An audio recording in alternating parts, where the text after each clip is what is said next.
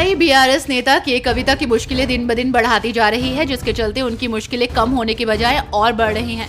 CBI ने आज एक स्थानीय अदालत से कविता की 5 दिन की हिरासत की मांग की है, जिसे लेकर कोर्ट आज शुक्रवार को एक आदेश पारित करेगा। आपको बता दें कि कोर्ट ने आवेदन पर सीबीआई के साथ साथ कविता की ओर से पेश वकील की दलीलें सुनने के बाद आदेश सुरक्षित रख लिया है। चुनावी अभियान में आपने बड़ी बड़ी रैलियां, मेगा रोड शो और भव्य आयोजन देखे होंगे, लेकिन तमिलनाडु के एक प्रत्याशी ने चुनाव प्रचार का अनोखा तरीका अपनाया। वे रोज सब्जी बेचकर और फूलों की माला बनाकर अपना चुनाव प्रचार करने में लगे हैं, जिसकी चर्चा चारों ओर छाई हुई है। एस दामोदरन प्रत्याशी, जो तमिलनाडु के तिरुचिरापल्ली से लोकसभा चुनाव लड़ रहे हैं, वो किसी पार्टी से नहीं बल्कि निर्दलीय ही मैदान में उतरे हैं। खास बात तो ये है कि इस प्रत्याशी को भारत सरकार द्वारा पद्मश्री सम्मान से नवाजा जा चुका है। पुरिया लोकसभा सीट से निर्दलीय प्रत्याशी पप्पू यादव के कार्यालय अर्जुन भवन में पुलिस ने छापेमारी की। इस छापेमारी कार्रवाई में पप्पू यादव के एक प्रचार वाहन को भी पुलिस ने जब्त कर लिया, जिसकी भनक लगते ही पप्पू यादव कार्यालय पहुंचे। उन्होंने पुलिस से सवाल करते हुए कहा कि आप किसके आदेश पर यहां आए हैं, जिसके बाद छापेमारी करने का ऑर्डर दिखाने को कहा। इस दौरान पप्पू यादव ने सीओ को धमकाते हुए कहा कि 26 तारीख के बाद अपना बोरिया बिस्तर बांध लेना। कर्नाटक के पूर्व उप मुख्यमंत्री और बागी भाजपा नेता के.एस. ईश्वरप्पा लोकसभा चुनाव को लेकर आज नामांकन दाखिल करेंगे। आपको बता दें कि उन्होंने शिवमोगा लोकसभा सीट से स्वतंत्र उम्मीदवार के रूप में चुनाव लड़ने का ऐलान किया है, जिस पर ईश्वरप्पा ने कहा है कि मैं निर्दलीय उम्मीदवार के तौर पर चुनाव लड़ूंगा और जीतूंगा, क्योंकि जनता मेरे साथ है। मध्य प्रदेश में बीजेपी के लिए सबसे बड़ी चुनौती छिंदवाड़ा सीट है।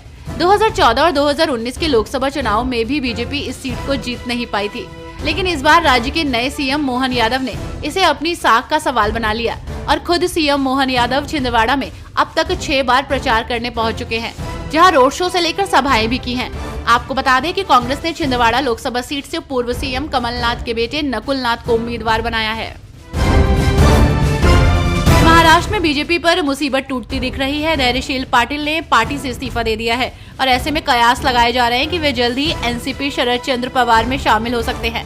वहीं धैर्यशील पाटिल ने कहा कि पार्टी और जनता द्वारा उन पर जताए गए विश्वास के लिए वो हमेशा आभारी रहेंगे।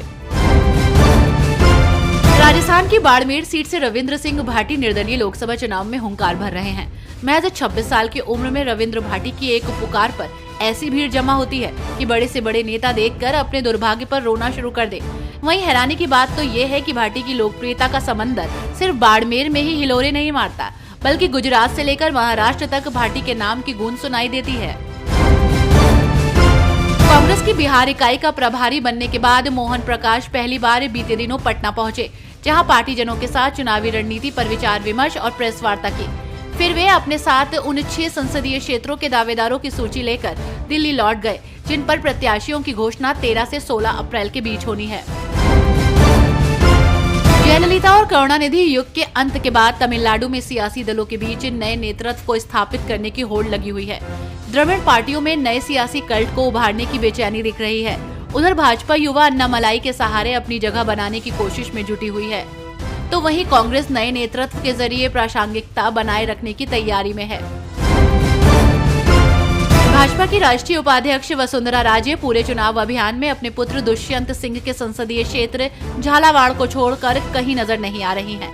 यहां तक कि उन्होंने अपने गृह क्षेत्र धौलपुर करौली संसदीय क्षेत्र में एक भी दौरा नहीं किया। उधर कांग्रेस में पूर्व मुख्यमंत्री अशोक गहलोत भी अपने पुत्र वैभव गहलोत के संसदीय क्षेत्र सिरोही जालौर में ही अधिक सक्रिय बने हुए हैं।